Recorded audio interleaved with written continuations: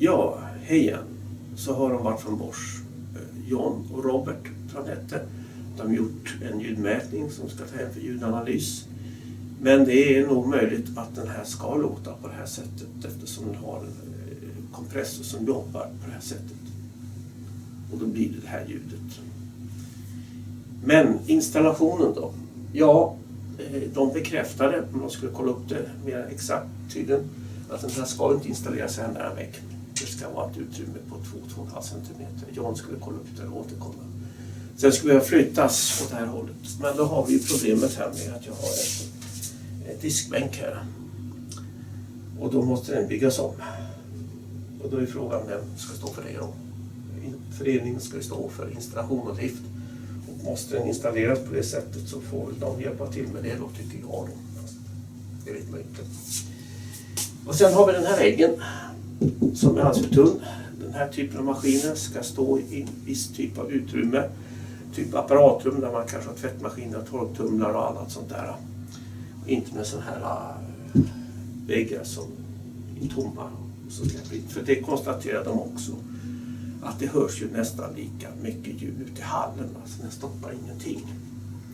Kanske är det till och med så att det blir som resonansbotten med en gitarr eller fiol eller någonting annat som gör att ljudet går vidare ut. Sen skulle jag fyllas eller byggas om eller göra någonting åt det då. Man ska få stoppa det här ljudet då. Den här typen av maskin.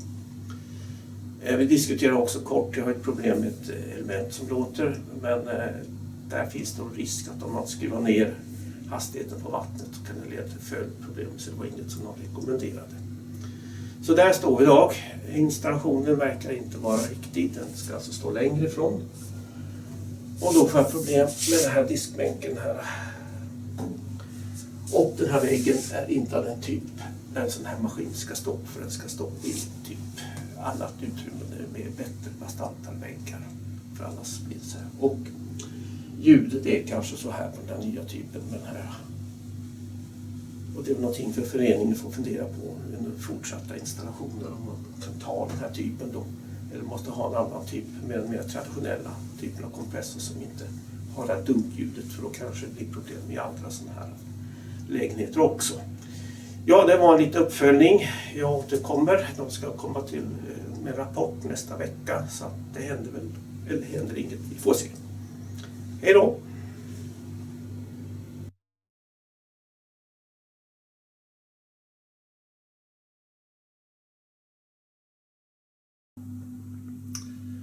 Ja, hej igen.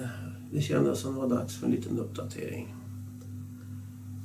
Det var 2 killar från Bosch här den 14 oktober och tittade på det här och de skulle återkomma med en rapport på förslag att hur man kan minska ner oljudet. För nu är jag i hallen som ni kan se. I alla fall om man talar om det. Och ni kanske kan höra det. Ja, har ni mobil så hör ni inte för det krävs att man kan höra basljud. Men från pumpen står alltså precis på andra sidan här. Och det här ljudet är väldigt duktigt på att tränga igenom den här typen av väggar. Jag har redan fått lite förslag. Ordförande pratar man kanske kan fylla väggen med någonting. Andra sagonssätt och gipsplattor.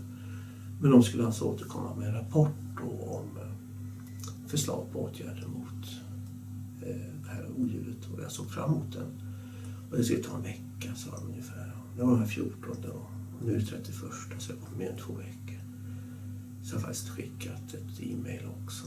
Inte fått något svar på det annat än ett automatsvar då. Och det håller på att ta. Jag fick till exempel också det här e-mailet i augusti. 11 augusti. Och de sa att de ska hjälpa till. Jag visar det nu. Och det var ju roligt att höra. Men det blir ju ingenting. Ingenting händer. Så det känns verkligen som det är lite snack ibland. Men det är ingen verkstad alls. Om någonting händer återkommer jag. Och om ingenting händer då återkommer jag också. För att det är trots allt en slags indikation på hur taggade Bosch är att ge service på de produkter som de säljer. Och det kan ju vara intressant att veta om man funderar på att köpa en sån här apparat. Tack för att ni har lyssnat och hej då!